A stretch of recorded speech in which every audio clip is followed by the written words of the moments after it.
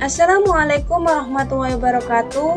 Di sini saya akan mempresentasikan tugas ulumul Quran dengan materi qasas Al-Quran dari kelompok 1. Sebelumnya saya akan memperkenalkan diri saya dan teman-teman saya. Perkenalkan, nama saya Qutwati Raisa, dan ini teman-teman saya. Yang pertama Malam Murdiati, yang kedua Ilma Nailul Munah, yang ketiga Isna Nur Afifatin Zahara. Di sini saya akan menjelaskan tentang ilmu qasas Al-Quran. Pengertian qasas Al-Quran secara etimologi merupakan kata yang tersusun dua kalimat yang berasal dari bahasa Arab, yakni kata qasas Al-Quran. Secara terminologi, Imam Fakhruddin Ar-Razi mendefinisikan kisah Al-Quran sebagai kumpulan perkataan-perkataan yang membuat petunjuk, membawa hidayah agama Allah, dan menunjukkan pada kebenaran serta memerintahkan untuk mencari sebuah keselamatan. Macam-macam kisah dalam Al-Quran. Kisah dalam Al-Quran bermacam-macam. Ada yang menceritakan tentang nabi-nabi dan umat terdahulu. Ada yang menceritakan sebagai peristiwa yang terjadi di masa lalu, dan juga hikayat yang berkaitan dengan peristiwa-peristiwa Rasulullah SAW.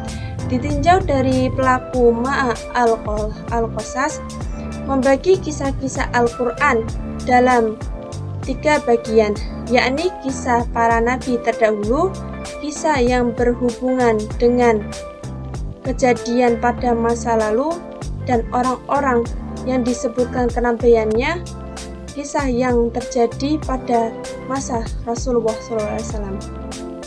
Dilihat dari segi pendeknya, dalam Al-Quran dikelompokkan menjadi 3, yakni contohnya kisah panjang adalah kisah Nabi Yusuf dalam Al-Quran surat Yusuf ayat 12 yang berbunyi Bismillahirrahmanirrahim, arsilu ma'ayat yatta'u wa yalba wa innalahu lakhafidun. Artinya, biarkanlah dia pergi bersama kami besok pagi agar dia bersenang-senang dan bermain-main, dan kami pasti menjaganya.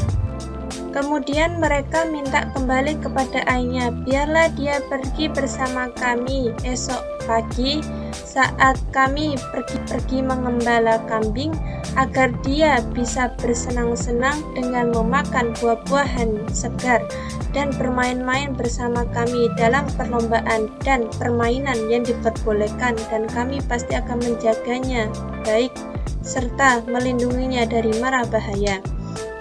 Saudara-saudara Yusuf kembali membujuk ayahnya dengan mengatakan, biarlah dia pergi berekspresi dengan kami besok di tempat pengembala, berolahraga dan berlomba. Kami akan membawa makanan yang enak-enak dan buah-buahan yang lezat yang akan kami santap setelah selesai bermain-main.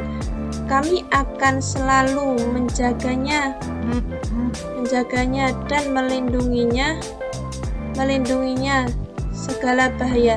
Percayalah dia kepada kami, insya Allah dia akan senang bersama kami, dan kami pun akan menyenangi dia, dan dia akan kami bawa pulang dengan selamat dan tidak kurang satu apapun. Kisah pendek kisahnya Maryam dalam surat Maryam ayat 19 yang berbunyi, qala innama rasula rabbika lihabluka laka ilma Zakaria. Dia Jibril berkata, sesungguhnya hanya utusan Tuhan untuk menyampaikan anugerah kepadamu seorang anak laki-laki yang suci. Tafsir ringkas Kementerian Republik Indonesia. Jibril menyadari ketakutan Maryam. Dia lalu memperkenalkan diri dan berkata, sesungguhnya aku ini hanya utusan Tuhanmu yang menjaga dan melindungi. Aku mendapat tugas untuk menyampaikan berita tentang anugerah yang akan dikaruniai Allah kepadamu, yaitu seorang anak laki-laki yang suci dari segala dosa dan noda. Di sini saya akan melanjutkan presentasi dari Mbak Putri Rosa. Dari segi waktu, contoh kisah hal gaib masa lalu yang dijelaskan dalam Quran Surat Al-Baqarah ayat 30 sampai 34 yang berbunyi Bismillahirrahmanirrahim. Wa idh qala rabbuka lil malaikati inni ja'ilun fil ardi khalifa qalu ataj'alu fiha man yufsidu fiha yufsidu fiha wa nahnu nusabbihu bihamdika wa nuqaddisu lak qala inni a'lamu ma la ta'lamun. Ya, artinya ingatlah ketika Tuhan berfirman kepada para malaikat, sesungguhnya aku hendak menjadikan seorang khalifah di muka bumi. Mereka berkata, mengapa engkau hendak menjadikan khalifah di bumi itu orang yang akan membuat kerusakan padanya dan menumpahkan darah? Padahal kami senantiasa bertasbih dengan memuji engkau dan mensucikan engkau. Tuhan berfirman, sesungguhnya aku mengetahui apa yang kamu ketahui. Quran Surat Al-Baqarah ayat.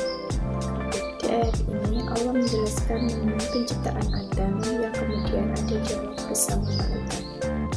Dan Allah Subhanahu wa Ta'ala berfirman dalam Quran Surat Al-Baqarah ayat 31 yang berbunyi Bismillahirrahmanirrahim wa 'allama Adam al-asma'a kullaha summa 'aradahum 'alal malaikati faqala anbi'uni bi asma'i haula'i in kuntum shadiqin.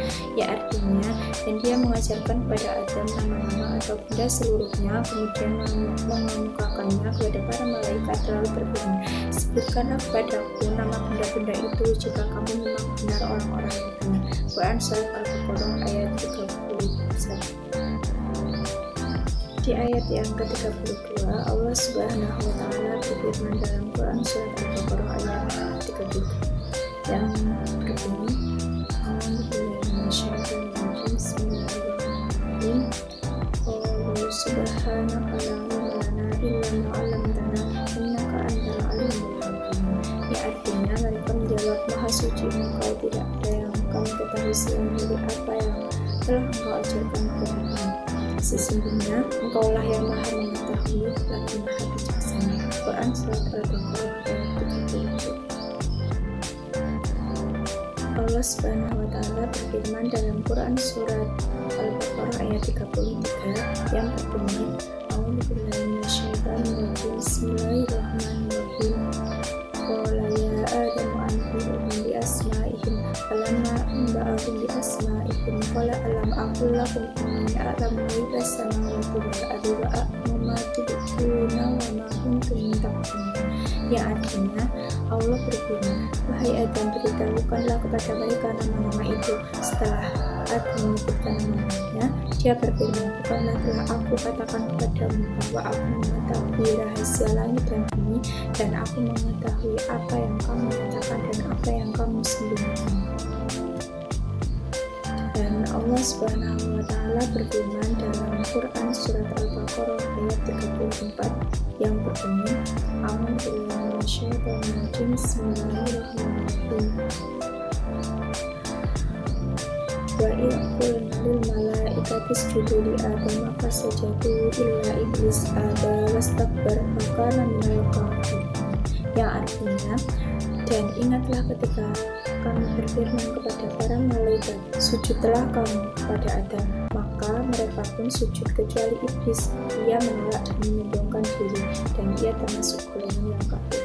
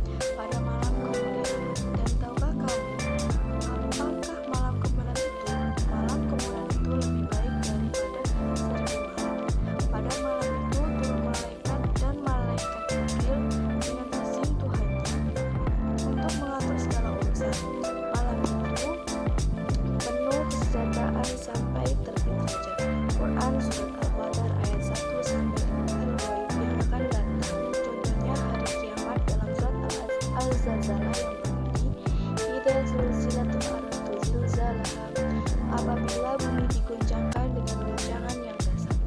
Wa kharajatil ardu asqalaha, dan bumi telah mengeluarkan beban-beban berat yang didahulunya. Wa qalal insanu ma laha, dan manusia bertanya, apa yang terjadi pada bumi ini?